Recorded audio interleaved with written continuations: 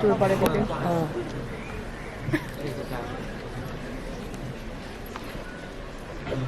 Good afternoon, everyone.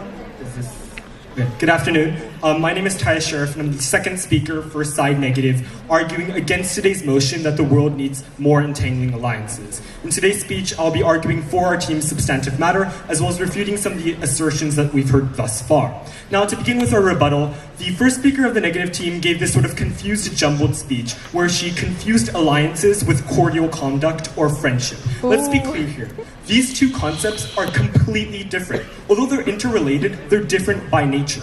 Alliances are these formal contracts or agreements made between two countries that are binding. They are serious relationships. While friendships can just simply be having, for example, a summit between two countries. They're not exactly the same thing, and therefore the speaker does not clearly understand the nuances or the distinctions between the two. But also, we would like to say that poor people and people who are going to be impacted by these relationships that include trade and economic sort of sharing of economies will not actually benefit. If we're actually going to talk about the layman here, the actual people who are going to be impacted by these policies that they're proposing today, they will not actually benefit from what they are proposing. Now, leading into our next sort of rebuttal, they confuse trade agreements yet again with alliances.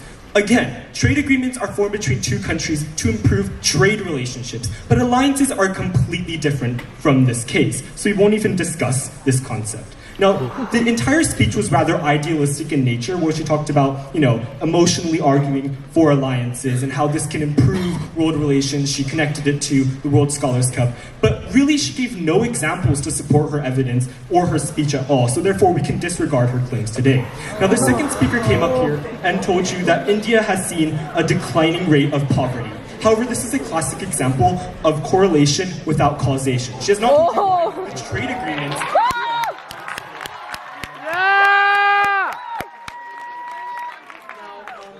Again, her entire speech was full of these buzzwords about, having shared medication or increased economy, but were there any examples?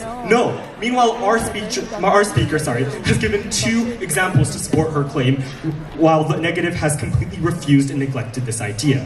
Now, moving into our main substantives in today's debate, we would like to start off by discussing the Washington Doctrine of Unstable Alliances, which warns against the caution of entangling alliances. Essentially, in Thomas Jefferson's inaugural speech, he said, "Peace, commerce, and honest friendship with all nations, entangling alliances with none." And this guided U.S. foreign policy until the outbreak of World War II.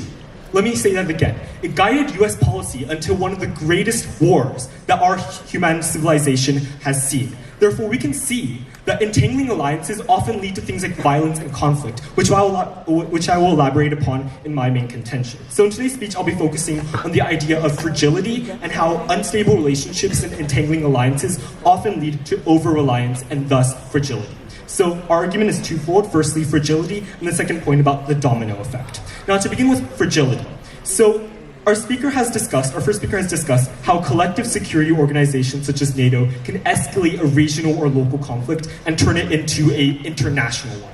And we can also study this in today's history curriculum, right? In history, we studied something called the July Crisis. And we can see through this, an assassination of one person, Archduke Franz Ferdinand, led from a local conflict into a large geopolitical conflict, a war called World War I, which killed over 16 million people, decimating Europe. Clearly, we can see that these entangling alliances helped the stability of Europe until then, and from then, we have seen many international conflicts arising. Furthermore, we'd like to talk about how the fragility of Europe led way for these conditions that allowed people like Hitler and Mussolini to rise into power. Therefore, the fragility of these states due to these entangling alliances and war has led to a condition in which fascism, communism, and other radical extremist ideologies can arise. And also, we'd like to point out the fact that alliances aren't necessarily always positive, right? In fact, in the majority of cases, alliances are formed out of fear. They have this sort of quixotic notion that alliances are always positive, altruistic in nature. So, I want to be friends with this country, so I form an alliance. But that's not actually the case in many of the historical incidents that we have seen thus far. They're usually formed out of fear and necessity. For example, if we look at the example of NATO, as our first speaker was talking about, why was NATO formed? NATO was not formed because countries were like, yeah, let's be friends. NATO was formed because of the fear of communism. They were scared of the Soviet Union. And so what did? They created a military alliance in which they countered the threats of communism. And so what happened after that? It led to escalating tensions between the Soviet Union and the USA, communism and capitalism, leading to this sort of bipolar, divided world.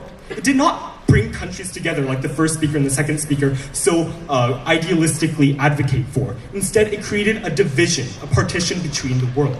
Furthermore, we believe that because of this alliance, it precipitated a situation in which other alliances were formed. For example, NATO's counterpart, the Warsaw Pact, was also formed, leading to more military tension between these two countries.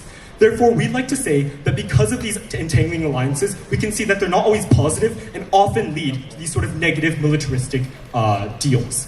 And furthermore, we'd like to add that the opposition's burden of proof in today's debate is to argue that the world needs more entangling alliances. It's not to say that we need alliances, they need to say that we need more entangling alliances. And seeing as they have not done thus this far, we can see that their entire argument has collapsed in today's debate.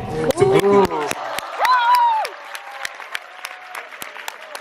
alliances are dangerous by nature, and this motion must and will fall. Thank you.